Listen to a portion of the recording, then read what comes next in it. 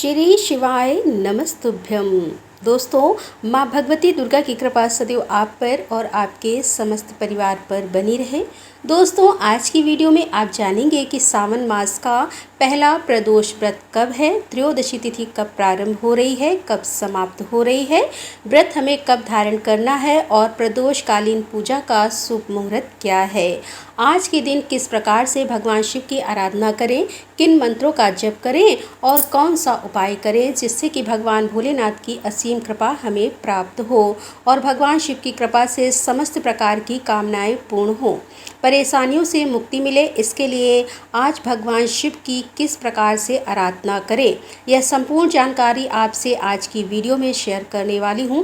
इसके अलावा बहुत सारे भक्त हैं जो कि प्रदोष का व्रत धारण करना चाहते हैं, तो क्या इस बार से प्रदोष का व्रत धारण कर सकते हैं, आप प्रारंभ कर सकते हैं। तो आज की वीडियो में आपके इस प्रश्न का उत्तर भी मिल जाएगा, तो वीडियो को अंत तक जरूर देखिए और अगर वीडियो अच्छी लगे तो इसे लाइक भी जरूर कीजिए, क्योंकि आपके लाइक्स, आपके कमेंट्स मेरे लिए बहुत महत्वपूर्ण होते हैं। यही एकमात्र जरिया है जिनसे मुझे पता चलता है कि आपको यह वीडियो अच्छी लगती है और आपके लिए यह वीडियो उपयोगी है। तो अगर वीडियो अच्छी लगे तो लाइक तो ज़रूर ही किया कीजिए। बात करें प्रदोष व्रत के महत्व के बारे में, तो देखिए, भगवान शिव को अत्यंत प्रिय है प्रदोष का व्रत और भगवान शिव को ही समर्पित होता है। प्रत्येक मास में जो त्रयोदशी तिथि होती है, चाहे वह फिर कृष्ण पक्ष की हो या फिर शुक्ल पक्ष की, इस दिन भगवान शिव की कृपा की प्राप्ति के लिए प्रदोष काल में भगवान शिव की आराधना की जाती है।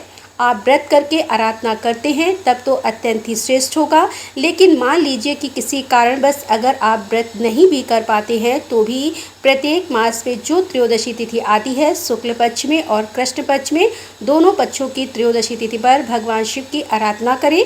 प्रदोष काल में मतलब साय काल में और विधि विधान से उनकी पूजा करें, जैसे कि जला अभिषेक करें, भांग धतूरा बेलपत्र इत्यादि सभी वस्तुएं उन्हें अर्पित करके दीपदान करें, कपूर से उनकी आरती करें और भगवान की कृपा की प्राप्ति के लिए मंत्रों का जप करें। तो निश्चित ही कामना, कोई भी कामना हो, भगवान शिव की कृपा से पूर्ण होती है। परेशानी चाहे जितनी भी बड़ी क्यों ना हो, संकट चाहे जितना भी बड़ा क्यों ना हो, उसका समाधान भगवान शिव की कृपा से आपको प्राप्त हो जाता है। तो यह दिन बहुत महत्वपूर्ण होता है। इस व्रत के बारे में शास्त्रों में ऐसा कहा गया है कि प्रत्येक मनुष्य को अपने जीवन काल में प्रदोष का व्रत एक बार अवश्य करना चाहिए। इससे सभी प्रकार के दोषों का, पापों का शमन हो जाता है। ग्रह दोष हो, चाहे दुख हो, दरिद्रता हो, कोई संताप हो, कोई भी कष्ट हो, कोई भी रोग हो, चाहे फिर कितने भी समय से आप बीमार रहते हो, परेशान रहते हो, अगर आप भोलेनाथ की आराधना प्रदोष काल में प्रदोष व्रत के दिन करते हैं तो आपके जीवन से परेशानियां स्वतः ही समाप्त हो जाती हैं। तो वैसे तो प्रदोष व्रत प्रत्येक महीने में जो आते हैं सभी महत्वपूर्ण होते हैं, लेकिन सावन का प्रदोष व्रत सर्वाधिक श्रेष्ठ होता है, क्योंकि यह महीना ही भगवान शिव को अत्यंत प्रिय है। फिर इस महीने में आने वाले सभी व्रत भगवान शिव को अत्यंत ही प्रिय हैं। ऐसे में अगर आप कोई भी प्रदोष व्रत नहीं करते हैं तो भी आपको सावन मास का प्रदोष व्रत जरूर करना चाहिए। और जो भक्त प्रदोष का व्रत प्रारंभ करना चाहते हैं तो आज से ही, यानी कि इसी बार के प्रदोष व्रत से आप अपना व्रत प्रारंभ कर सकते हैं। सावन के महीने में जो भी व्रत हम आरंभ करते हैं, शुरू करते हैं, उसका फल कई गुना होकर प्राप्त होता है।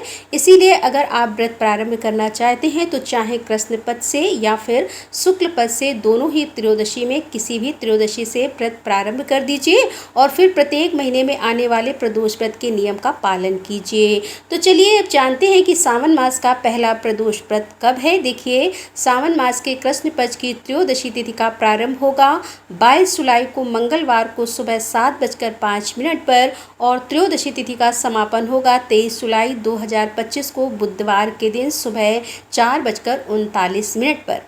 प्रदोष व्रत में प्रदोषकालीन पूजा का जो शुभ मुहूर्त है वही महत्वपूर्ण होता है। ऐसे में 22 जुलाई 2025 मंगलवार को प्रदोष का व्रत रखा जाएगा और मंगलवार को प्रदोष व्रत है, इसीलिए इस प्रदोष का नाम होगा भौम प्रदोष। भौम प्रदोष का व्रत करने से रोग, ऋण और शत्रुओं से मुक्ति मिलती है।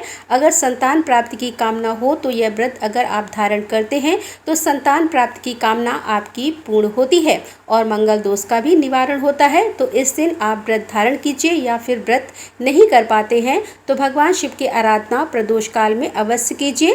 प्रदोष व्रत के दिन सूर्योदय काल का समय आपको प्राप्त हो रहा है सुबह 5:36 पर और सूर्यास्त का समय होगा शाम को 7:18 पर। ब्रह्म मुहूर्त का समय है सुबह 4:14 से सुबह 4:56 तक और अभिजीत मुहूर्त रहेगा दोपहर 12 बजे से 12:55 तक। यह शुभ मुहूर्त है। इस समय में भगवान शिव की आराधना कर सकते हैं, आप पूजा कर सकते हैं। इसके अलावा प्रदोष काल में भगवान शिव की आराधना की जाती है और प्रदोषकालीन पूजा का शुभ मुहूर्त आपको प्राप्त होगा शाम को 6:45 से रात्रि 8:30 तक। प्रदोष व्रत के दिन इस बार एक अत्यंत ही श्रेष्ठ और शुभ मुहूर्त आपको प्राप्त हो रहा है। शुभ योग आपको प्राप्त हो रहा है दीपुष्कर योग का, जो कि सुबह 5:57 प्रारंभ होगा और दीपुष्कर योग का समापन हो रहा है सुबह 7:06 पर। तो यह दीपुष्कर योग का जो समय है 1 घंटे 9 मिनट का है। कहा जाता है कि दीपुष्कर योग में अगर आप कोई भी कार्य करते हैं तो उसका दुगना फल आपको प्राप्त होता है। तो पूजा पाठ आप करते हैं या फिर दान धर्म करते हैं, भगवान श्री हरि विष्णु का या भगवान शिव का नाम जप करते हैं तो इसका दुगना फल आपको प्राप्त होगा। तो इस समय को अवश्य नोट करके रखिएगा ताकि पूजा में इस समय का प्रयोग आप कर सकें। ज़्यादा से ज़्यादा नाम जप इत्यादि करते हैं तो आपको बहुत अधिक लाभ प्राप्त होता है। तो दोस्तों, उम्मीद करती हूँ कि आप इस चैनल पर आने वाली प्रतिदिन की शिव पुराण की कथा और सावन मास महात्म्य जरूर सुनते होंगे। लेकिन अगर आप किसी भी कारणवश नहीं सुन पा रहे हैं या फिर नए दर्शक हैं तो आज से ही सुनना प्रारंभ कर दीजिए। आज की वीडियो कैसी लगी कमेंट बॉक्स में ज़रूर बताइए। अच्छी लगी हो तो वीडियो को लाइक कीजिए, शेयर कीजिए और चैनल पर पहली बार आए हैं तो सब्सक्राइब करके बेल आइकन को जरूर प्रेस कर लीजिए। मिलती हूँ मैं आपसे अगली वीडियो में। तब तक के लिए राधे राधे, जय श्री कृष्णा, हर हर महादेव, जय भोलेनाथ की।